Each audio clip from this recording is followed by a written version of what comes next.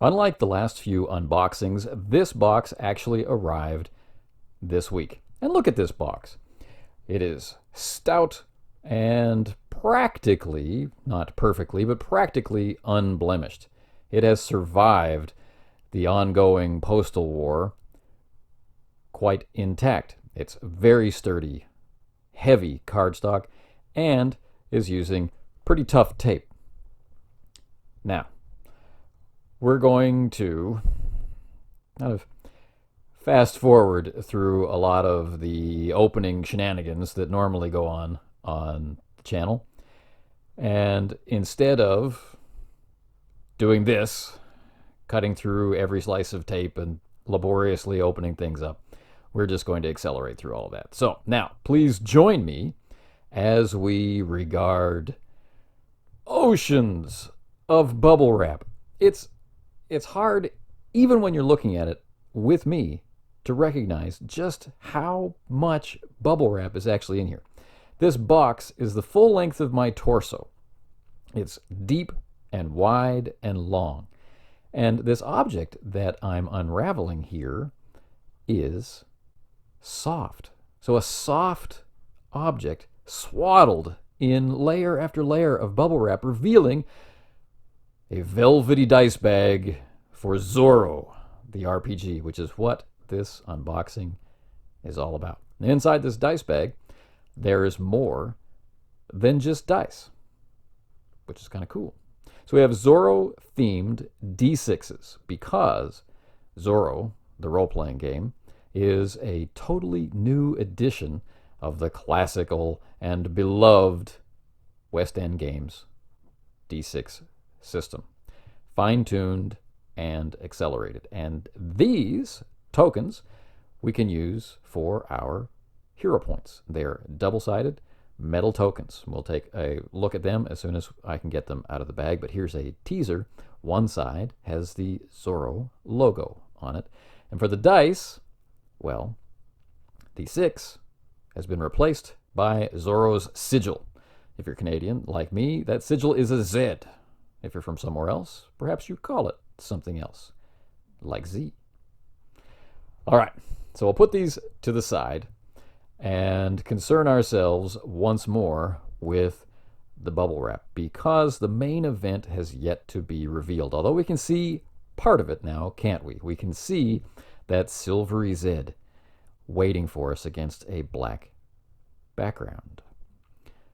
Okay, now you're going to be surprised, maybe or maybe not, because I see a lot of other people made the same decision that I have made, which is to get both the standard edition and the limited edition core rules.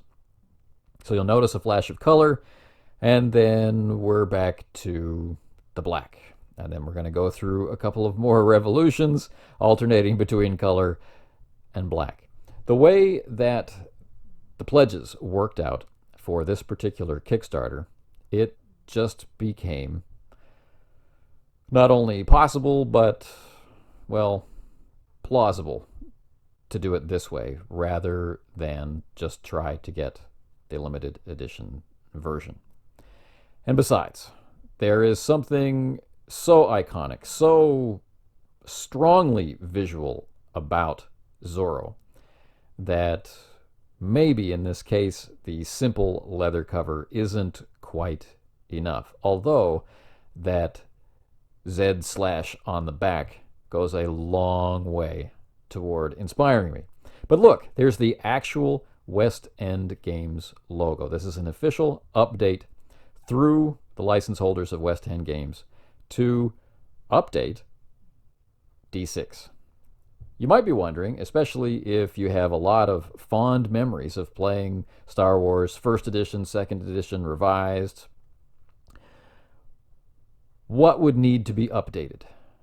But remember that Zorro is a game of high action, swashbuckling, kind of person-to-person interaction. It's got to be faster than the original D6 actually was, meaning fewer steps and more ability for the player on their own to identify a good roll from a bad one. And so that's just some of what has gone into updating and addressing D6 for Zorro. There's also things like secret identities and secret layers, but we'll talk about that in another video. This video is focused on the books. For the binding is a standard binding, and if we can ever get this into focus, right, we'll see that they are color-coded, which is a nice touch, from the blue themes of the standard edition to the black theme of the limited edition. The books' interiors are identical. They have the same pages, page count. Nothing has changed except the cover. All right.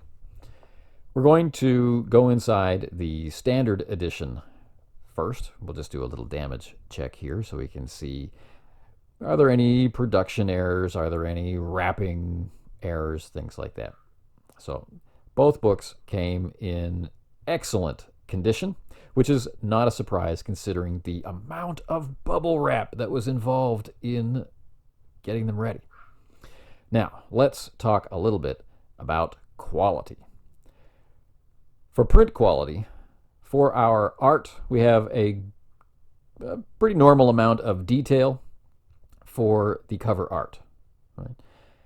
We have a lot of legibility, and whoever it was put it together definitely wanted there to be a dramatic impact. So there's a lot of contrast, and the art, I guess the theme, we could say, this version of Zorro that you're seeing on the cover, you're going to see that Zorro represented throughout the entire book. Right? Also, speaking to quality, this application of the silvery lettering is flawless. There aren't any, holes or occlusions or inclusions or bubbles or flakes or any of that. I don't know how durable it's going to be, and it's a little bizarre that there is no title on the spine. There is a title on the standard edition, but not on the limited edition. So when it's sitting on the shelf, it's just going to be a black bar of leather, as mysterious as Zorro himself. Now inside, we see red end papers, and the pages for the actual text of the game are a parchment theme, so slightly off-white with a paper effect applied, and also these printed ribbons and some handwriting effects and things like that. There's a good amount of art throughout, not too much, not too little. There is a lot of white space, and the font is quite large, so it's quite easy to move through reading the book. It's easy on the eyes, that kind of thing. It's also easy to read the PDF. The PDF at the time of this video release has not yet been bookmarked, but I understand that is something that's going to happen in an update a little ways down the line.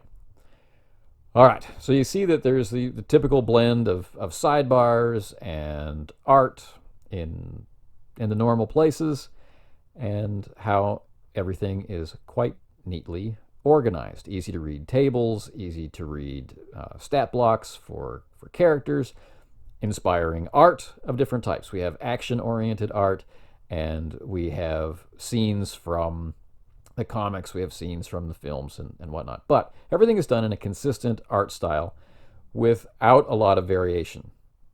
So there's no photographic plates. There are no images drawn from actual films. We don't have famous actors who played Zorro, that kind of thing, represented in photographs. We have illustrations throughout. They're not always exactly the same art style, but they definitely are capturing Zorro in the same way. So this level of care is something I appreciate a lot. All right, so this is just a flip through of the limited edition so we can see how the same they are, how exactly the same they are. This is the most different example of art in the text, that one page. Okay. Now, D6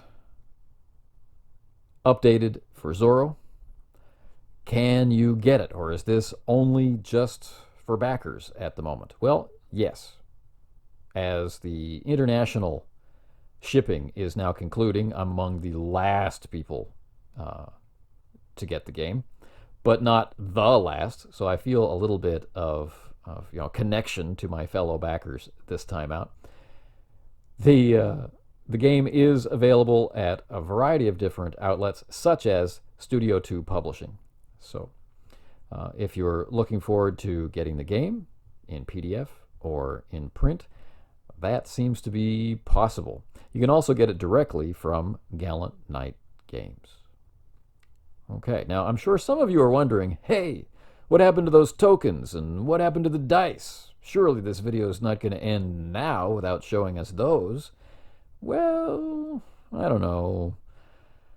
Do we really want to show more? Yeah, we want to show more dice on this channel. But let's delay that pleasure for a little bit and take a look at the two sides of the tokens. So these are heavy metal tokens. They feel like coins. They have a lot of interesting texture. We've got the Gallant Knight Games logo on the back. We've got the Zorro logo on the front. And likewise, the dice have a bit of texture to them as well. And in the same way that the logo on the book is finely done without errors, I found all 10 of the dice are similarly without flaw. Right, so the dice aren't unduly scratched, they're not unduly polished, and there aren't numbers in places with chips. So it's great. So we'll do a sample roll, which is not, yeah, it's not bad, but no Zed. I want to roll, yes, on the wild die. I have got one, and I feel better, although overall this is not as good a roll. But anyway, so we have the tokens for hero points, and we'll talk more about that in subsequent Zorro videos. But this is it. This is what you can get if all of these things are available, but you can definitely get the PDF of the game, and for a while at least, you'll be able to get it in print, and it's a very satisfying print product.